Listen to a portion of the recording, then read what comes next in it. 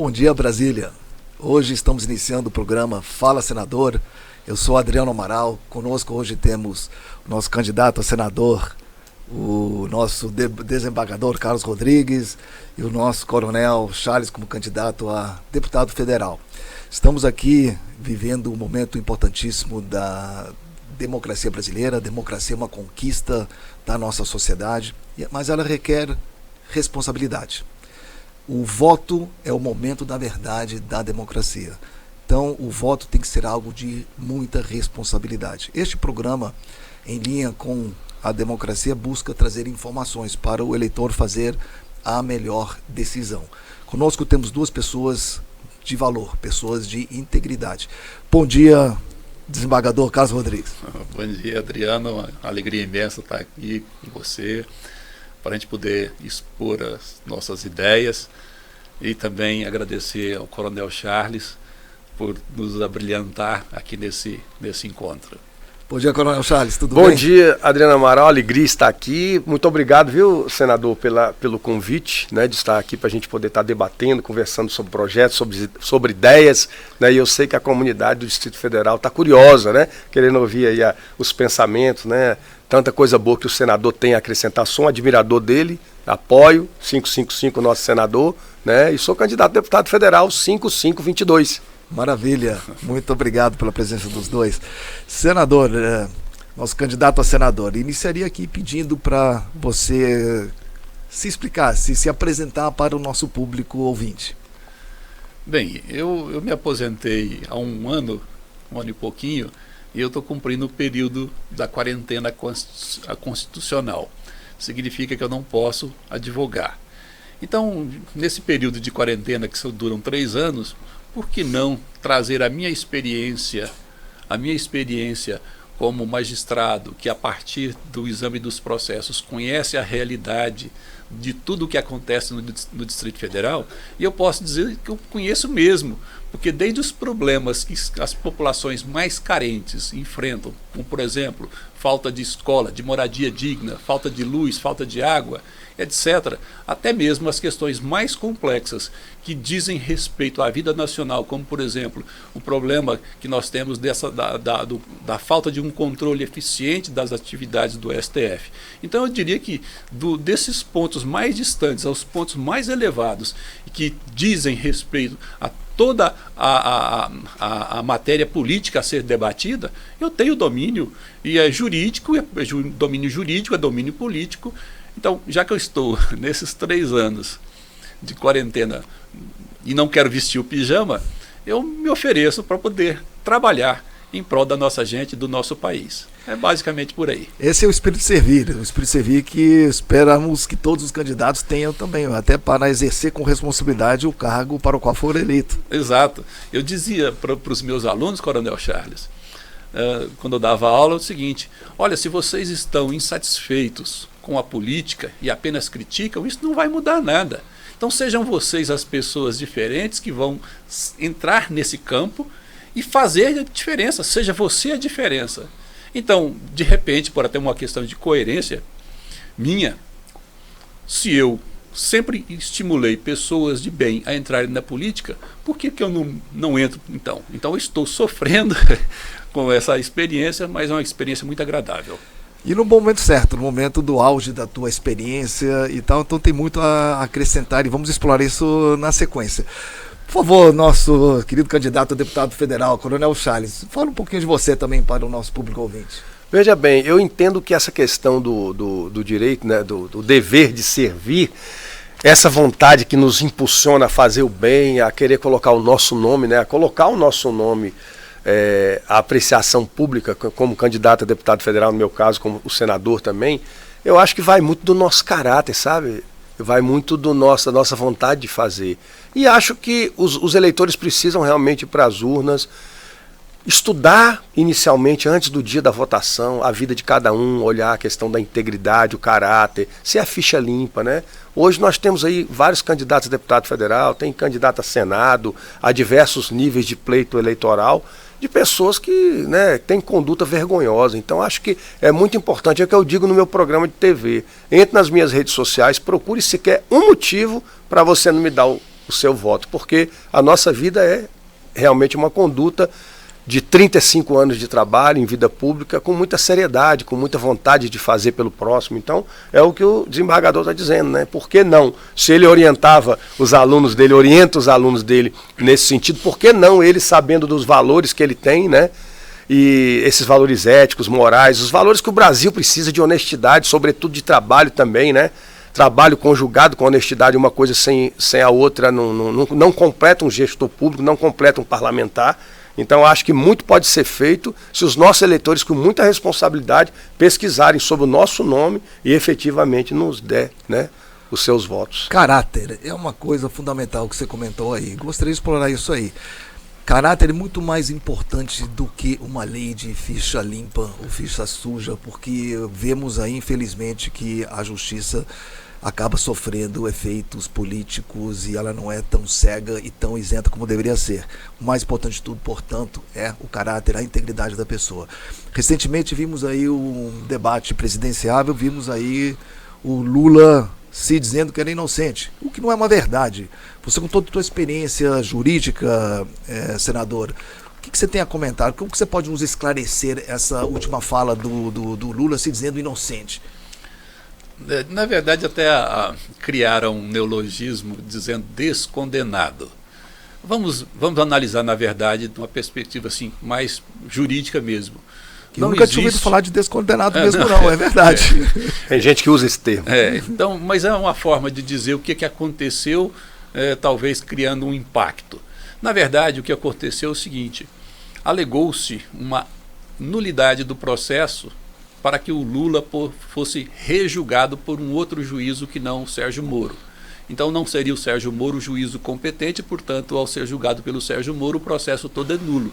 E anulando o processo, volta à instância, a primeira instância, para ser julgado por um juízo de Brasília. O pessoal acho que esquece que o Sérgio Moro só julgou na primeira instância, mas ele teve condenações na segunda, na terceira e diversas condenações, não só uma. Então, é porque é uma questão muito interessante. Como eu sou da área do direito, a gente fala o seguinte: se um juízo é incompetente, essa incompetência tem que ser alegada no primeiro momento. Porque se ela não for alegada e não for resolvida no primeiro momento, ela não pode ser reavaliada posteriormente. Tem o princípio da ordem processual ali. Exatamente, é uma sequência lógica do princípio ao fim.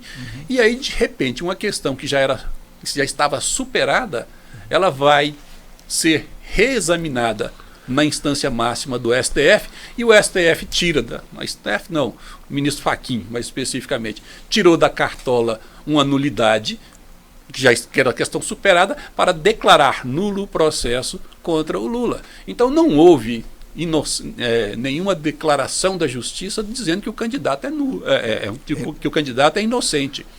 A gente tem que ter em conta a seguinte situação: na dúvida, lembra daquela placa de trânsito que a gente vê na beira da rodovia? Na dúvida, não ultrapasse. Você tem dúvidas a respeito da idoneidade do candidato Lula? Porque se você acreditar que o Lula é inocente, vota nele. Agora, se você imagina que ele não é inocente, ou acredita mesmo que ele não é inocente, evidentemente você não vai votar. Mas, na dúvida, para a sua segurança, para a segurança dos demais que dependem dessa decisão, na dúvida não deveríamos pensar igual aquela placa de trânsito? Na dúvida, não vote em quem talvez não mereça a sua confiança. E uma coisa interessante, Adriano, é que os fatos aconteceram, a roubalheira aconteceu. Né? Essa questão formal do processo judicial que o desembargador explicou, isso é um caminho que encontraram para ele ser candidato. Mas o seu voto, você que me ouve nesse momento, avalie, faça o que o desembargador falou, avalie, os fatos aconteceram, foi o maior período da história da roubalheira do Brasil, foi o governo PT, e agora vamos deixar que as pessoas votem Lula. Gente, está na hora da gente refletir. Outra coisa, aquela história, como diziam, se reportavam a antigos candidatos, o cara rouba, mas faz. O que ele fez? Ele ajudou realmente a combater a fome, isso aí foi um ponto forte do governo dele, mas ele fez isso para poder oprimir o povo, fazer com que as pessoas se tornassem dependentes dele. Então é importante que o eleitor saiba, preste atenção no que eu estou falando, se liga nisso aí. porque realmente ele fez com que houvesse uma dependência das pessoas, ao invés de estar ensinando a pescar, dando peixe, dando peixe, dando peixe.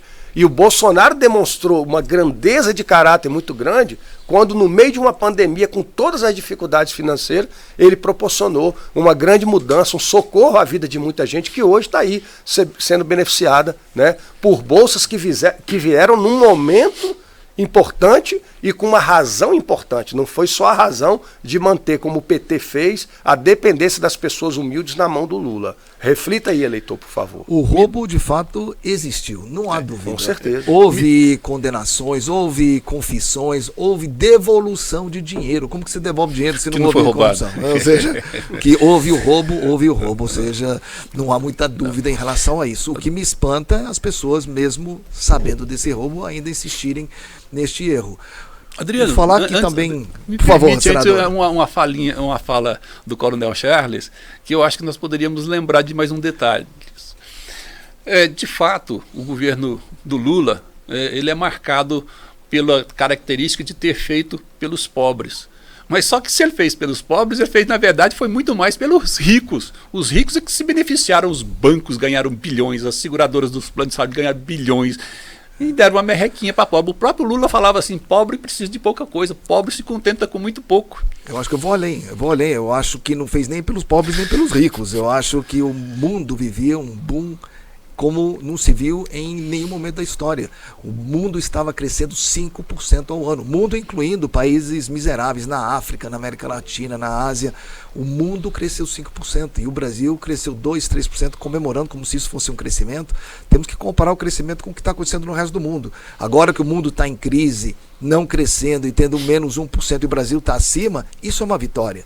Você agora, com o mundo crescendo 5%, o Brasil crescer 2%, 3%, é uma obrigação. É uma obrigação. Então ele não deu para os pobres. O mundo cresce, a economia cresce, quando todo mundo está indo bem, o pobre começa a ganhar emprego. Ele ganha emprego, ele ganha dignidade. E a geração de emprego e renda é fundamental. É isso que importa, o que você falou do pescador. Ou seja, é muito melhor ensinar a pescar, dar um emprego e ele mesmo conquistar a sua própria renda do que ficar nesses programas aí assistencialistas, que deveria ser uma coisa de curto prazo, numa emergência. Não é um programa de vida, não é um programa de meta que eu quero nascer para ganhar um programa desse. Isso aí é um auxílio emergencial. Ainda na questão do julgamento do Lula, por que é que o STF é tão benevolente com o lado do Lula, e é tão duro com relação ao lado do Bolsonaro, inclusive no episódio recente dessa devassa que fizeram em razão de empresários partidários do Bolsonaro. Porque, e a imprensa também, não só o STF. Também. Porque vamos examinar a seguinte situação. Para o STF, na justiça, ficou assentado pela jurisprudência que provas de WhatsApp não servem para uma condenação criminal.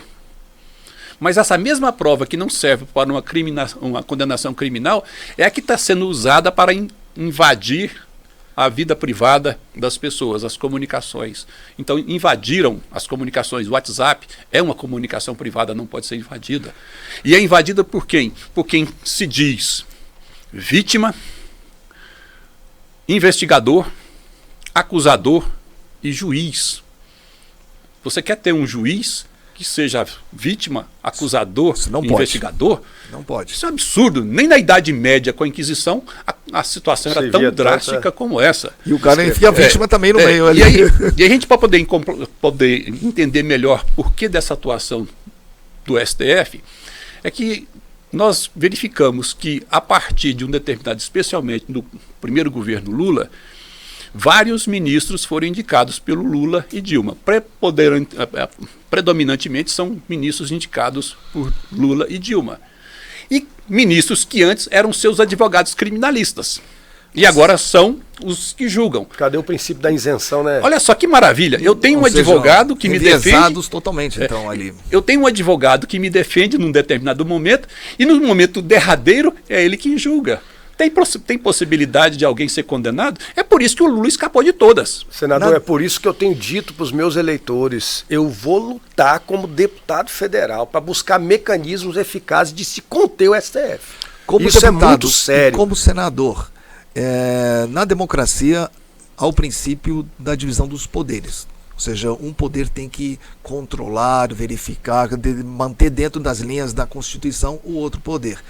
No caso de você ser eleito senador, você ser eleito deputado federal, como que vocês podem atuar para equilibrar e trazer essa maturidade necessária à democracia brasileira? Existe a Lei 1079, que é a chamada Lei dos Crimes de Responsabilidade. E ela mostra quais são as condutas chamadas típicas, condutas que caracterizam essa infração legal. Porque a infração legal.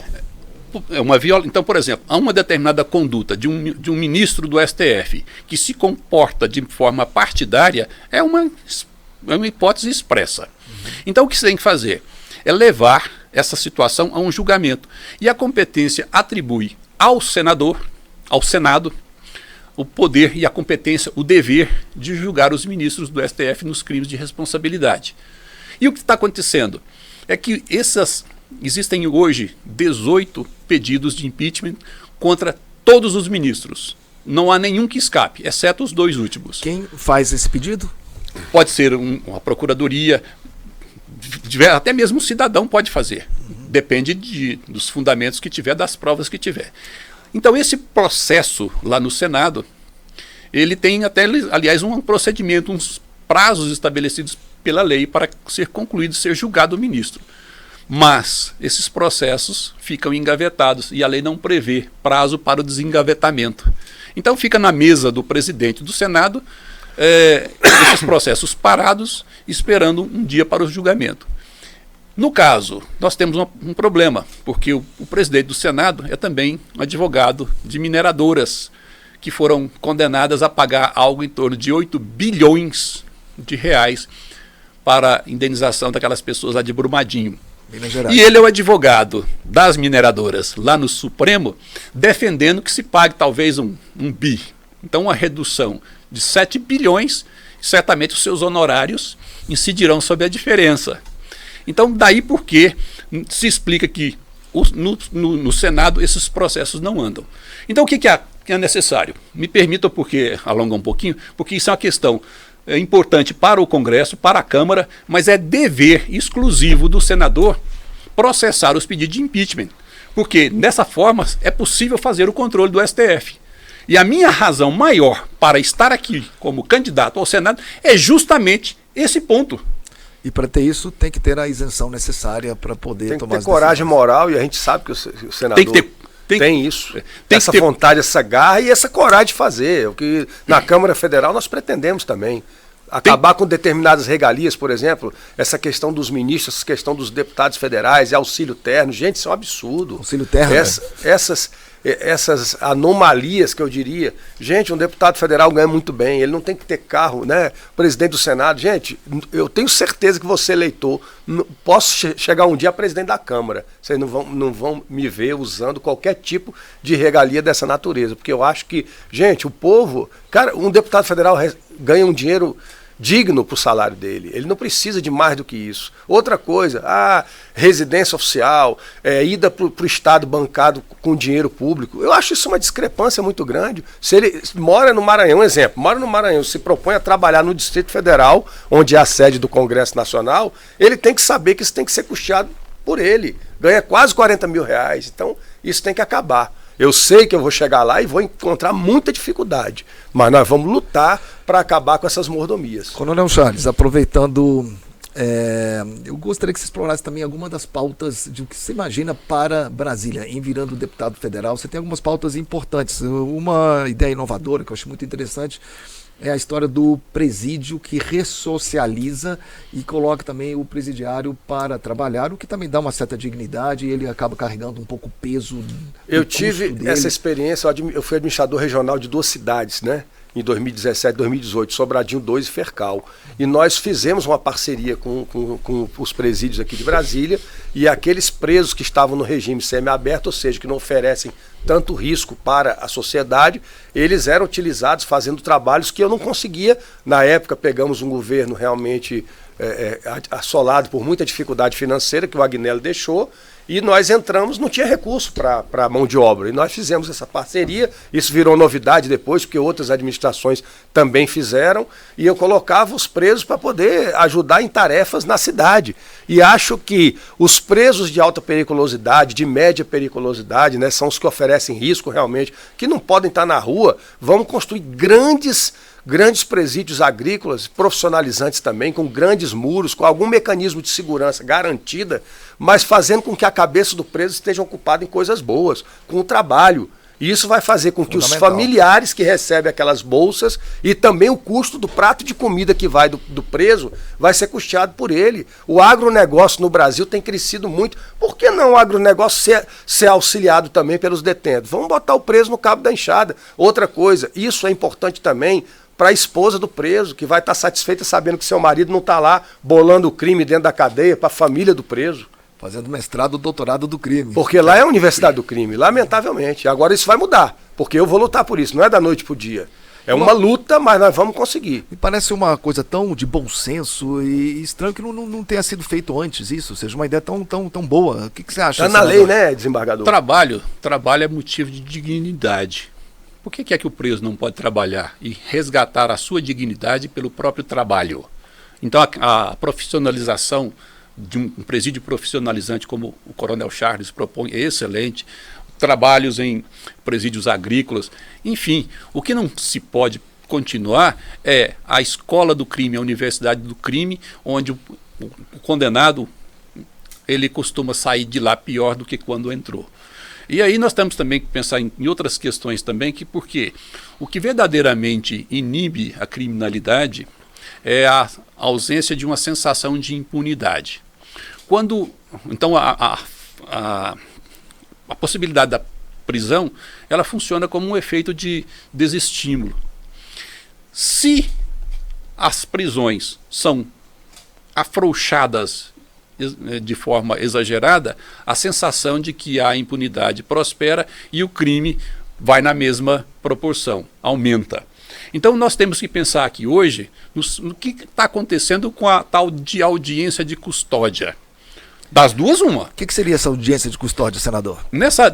Quando há uma prisão em flagrante, eu não estou falando de prisão por mandado judicial, até porque os próprios juízes, ainda é uma questão não muito bem definida, mas os próprios juízes sustentam que não se deveria fazer a audiência de custódia em razão de prisão por mandado judicial.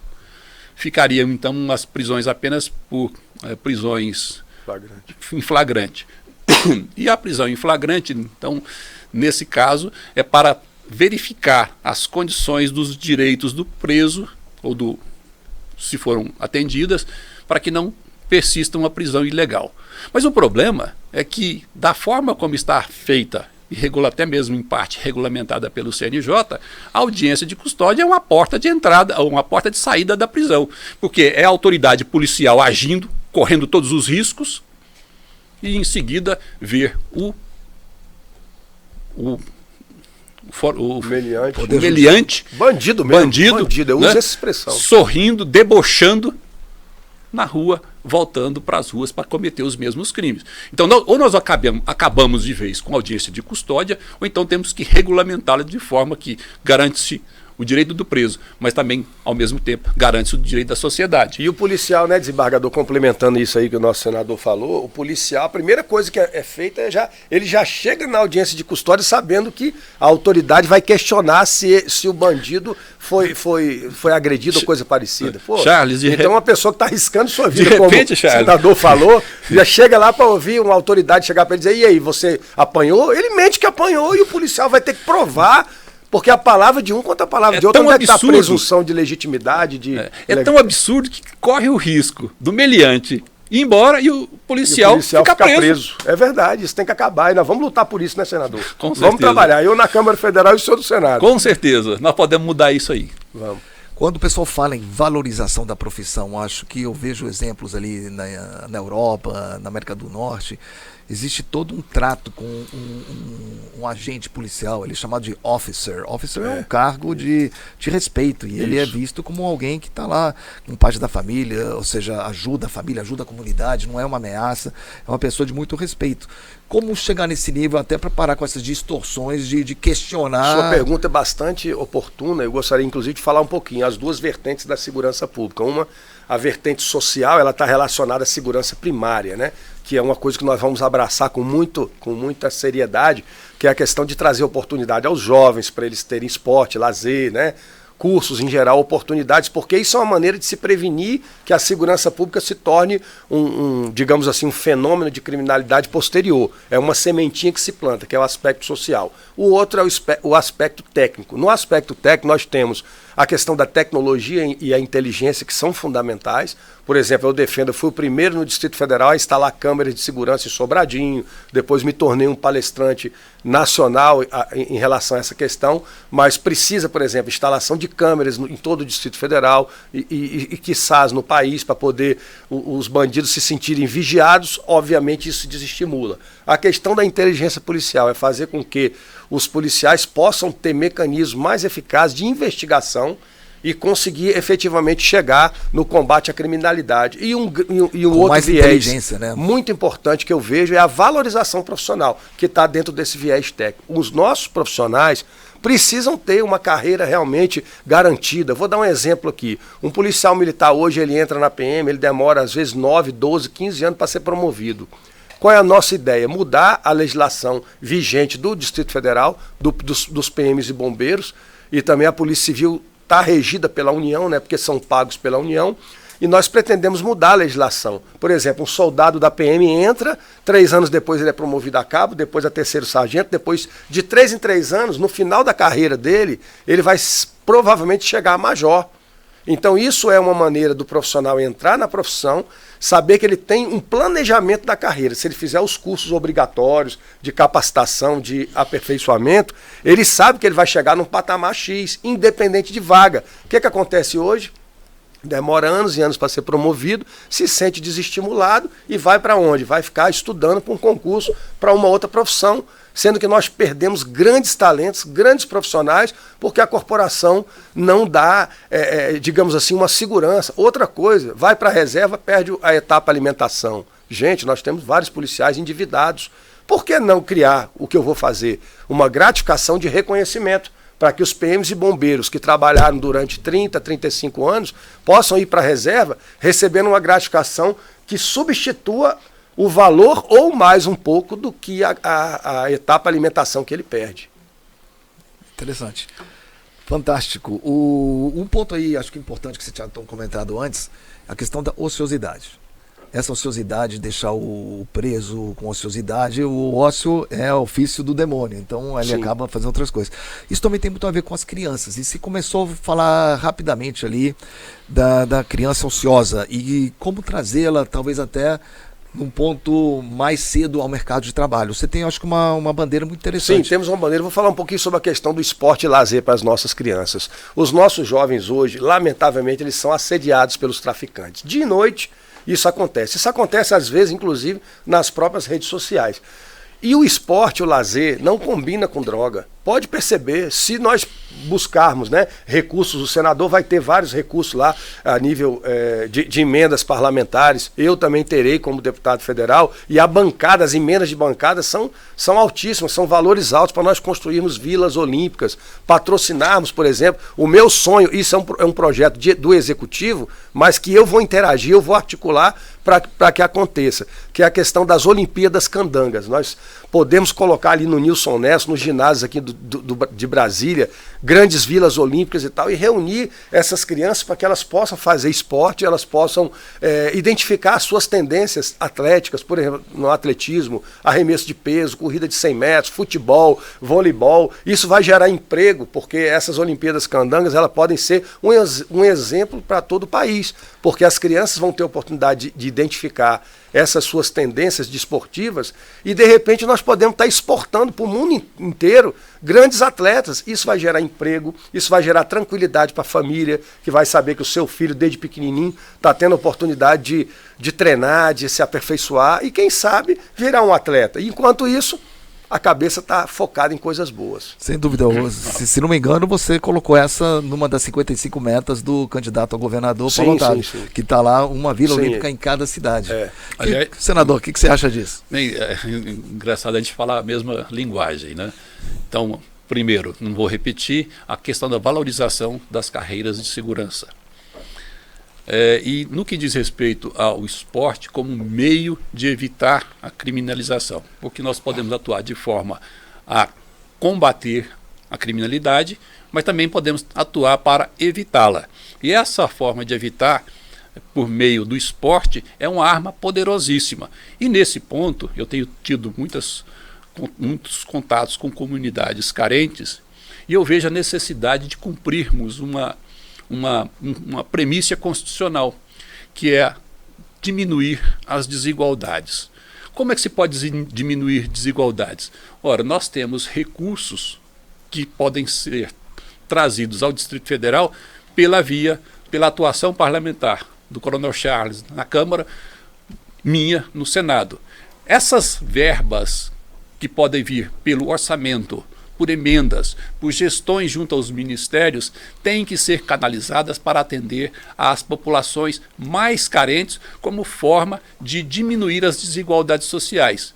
E aí é quando nós podemos levar uma creche, quadra de futebol, coisas que são relativamente baratas e que o Estado tem meios para suprir e financiar em favor dessas populações mais carentes. Então nós precisamos pensar que um projeto de benefício não comece pelas camadas sociais mais favorecidas, mas justamente o contrário, que ela comece pelas camadas sociais menos favorecidas. Então isso é possível, sim, combinar isso com questões de segurança, de educação, de esporte, saúde e trabalho, emprego, renda e várias outras coisas mais. Isso está muito relacionado à questão do que um senador e o que um deputado federal pode fazer. A sociedade às vezes esquece disso. O senador e o deputado federal, eles não apenas propõem leis e votam leis, eles também podem trazer essas emendas parlamentares para resolver grandes problemas no Distrito Federal e no país, né? Vou dar um exemplo. Eu fui secretário de Segurança Pública de Planaltina de Goiás, fui comandante do batalhão rodoviário e eu vivenciei muito a questão do trânsito no Distrito Federal. Aquela via chamada DF-128 que liga Planaltina a Planaltina, Goiás, é uma rodovia que precisa ser duplicada. Quase todo dia acidentes fatais de batida de frente. Outra, fui administrador regional também da Fercal e de Sobradinho 2 e eu sempre questionei. Fui em vários deputados federais, 8 deputados federais, falei com os senadores, vamos arrumar recurso para duplicar o trecho entre o Contagem e as fábricas de cimento por causa dos acidentes. Então existem duplicações que precisam ser feitas, obras viárias que vão trazer segurança e vão diminuir as mortes no trânsito. E que eu fico vendo 8 deputados federais, até hoje, há quantos anos brigam por isso. Eu, inclusive, sou líder de um movimento na região, que é a duplicação da DF-128, mas como deputado federal agora é diferente, porque nós vamos fazer uma emenda de bancada, porque um deputado federal, o senador sabe disso, trazer 25 milhões para uma obra é difícil, mas se ele juntar a bancada dos 3 senadores e os 8 deputados federais, ele consegue recurso. Então, o meu compromisso com essas regiões e outras necessidades que Brasília terá é o quê? É não só fazer o beabá, o arroz com feijão que um deputado faz, que é propor e votar leis, mas mais do que isso, trazer recursos para Brasília mudar e trazer qualidade de vida para você, eleitor que me ouve nesse momento. Perfeito. E aí a qualidade de vida, quando estão falando toda aquela questão também do esporte, que tem um impacto importante, positivo na segurança, ele também tem na saúde. Com certeza. Uma pessoa que é um atleta, que se alimenta melhor, faz exercício, acaba ficando com mais saúde. Estamos chegando no final do nosso programa. Eu gostaria de pedir aí as palavras finais aí de cada um, começando pelo nosso deputado para terminar com o nosso senador. A autoridade fala por último. Tá certo. Gente, quero agradecer a cada um de vocês, a minha consciência respeitosa, o meu carinho por toda essa comunidade do Distrito Federal. Ajuda a gente.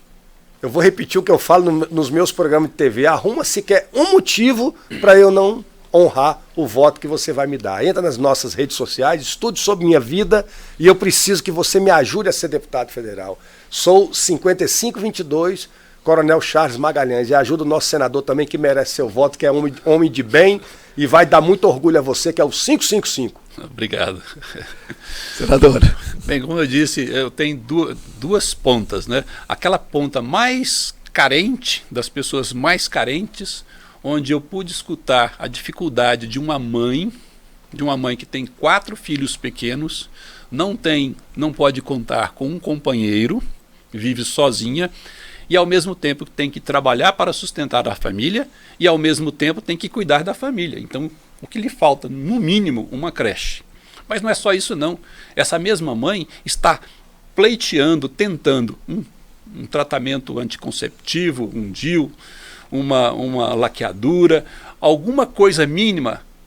Pessoas carentes que estão ficando cegas porque não têm acesso à saúde para fazer uma operação de catarata. Então, essas coisas me comovem, Coronel Charles. Essas coisas me comovem. Como chegar a essas pessoas? Essas pessoas têm que ser prioridades como forma de combater as desigualdades sociais. Então, nessa ponta aqui, já dá para poder. Eu creio que eu confio muito em vocês e podem confiar em mim. Para onde eu vou dirigir os meus esforços? Para atender populações que realmente precisam. Mas não é só isso. Lá no plano federal, lá no plano da Câmara Alta, onde a atuação do senador, para ser eficiente, precisa primeiro ter coragem. Eu tenho. Segundo, competência. Eu tenho. Vontade de trabalhar. Eu tenho. Conhecimento jurídico para tratar de enfrentar as questões políticas, econômicas que estão desestabilizando o Brasil. Eu tenho. Então eu tenho experiência jurídica e política para fazer uma atuação adequada, conveniente, lá no Senado Federal. Isso eu tenho condição. Então eu posso atuar tanto lá em cima, quanto para as camadas mais populares da nossa gente. Maravilha. Agradeço a todos nesse instante e também me coloco à disposição, a serviço das pessoas. Sou 555 Carlos Rodrigues para senador. Muito obrigado aos dois. Este é um momento importante aqui, vocês conhecerem 2 candidatos com perfil e caráteres excepcionais que podem fazer um excelente trabalho sendo eleitos para a nossa cidade. Já têm feito um trabalho excelente, ambos participaram do plano de 55 metas do governador Paulo Otávio. Certamente, estando no legislativo, no bom exercício da democracia, o legislativo tem que trabalhar em coordenação com o executivo e cuidando aí também do apoio e tal do judicial. Mas dentro do plano de 55 metas, algumas coisas que foram tocadas, um plano de colocar creche universal, não ter uma criança fora de creche, a questão da pavimentação de todas as estradas vicinais, com duplicações de algumas, certamente tem também o dedo do nosso deputado Charles ali dentro. Então, já antes de serem eleitos, já estão participando. Sendo eleitos, com certeza vão participar mais. Agradeço ao nosso ouvinte. Muito sucesso, querido senador. Que Deus ilumine o seu mandato. Igualmente para o nosso querido deputado Charles, Coronel Charles ali, que ganhem e façam um excelente trabalho. Muito obrigado. Brasília precisa, e o Brasil precisa de pessoas com integridade, caráter. Mais do que não ter ficha suja, tem que ter um caráter, serem pessoas honradas e honestas. Muito obrigado a todos.